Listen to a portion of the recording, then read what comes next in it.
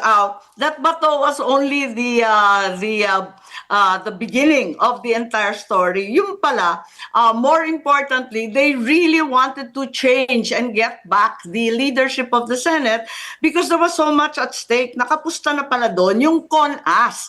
Kasi ang problema nila, matatalo sa impeachment sa Senado, mananalo pa si VP Sara sa 2028, iditepok na sila. Kaya pag pinag-uusapan, ikasa na ang CONAS. Palitan ng konstitusyon, dagdagan ng 3 taon ang mga kasalukuyang kongresista and extend the term even of the president until 2031 and no elections except perhaps for local positions.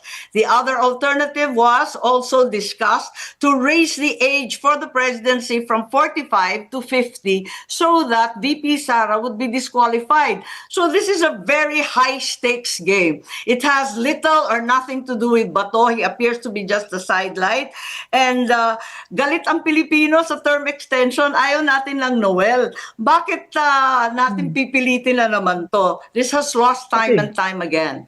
All right, but Senator, these are very serious accusations, even against the president. I just want to ask you, who is your source? Where did you get this information regarding the CONAS plan? Kasi napakadetalyado po ng sinabi ninyo.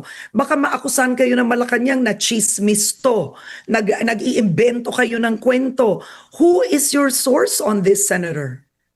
Yes, one of the guys who was there, pinagmamalaki nila, pinag-uusapan, at it was relayed to so many congressmen.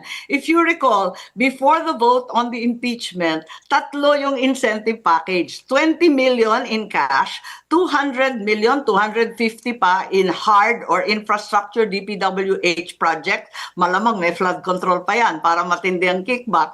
Ikatlo, don't worry about the churches, don't worry about Visayas, Mindanao, and the DDS because there will be no election. Noel ang benta nila. Yun ang part 3 ng incentive package. Tapos, yun nga, gusto nila tigilan na ang flood control investigations kasi mabigat na yung ebidensya, limpak-limpak na yung dokumento, ang dami nagpipresenta at kahit kamag-anak ko, klaro naman na may ebidensya na kay Martin Romualdez, andyan kay Sandro Marcos, andyan rin kay Presidente Bongbong. Kamag-anak ko to, pero wala tayong magagawa, andyan na yung ebidensya.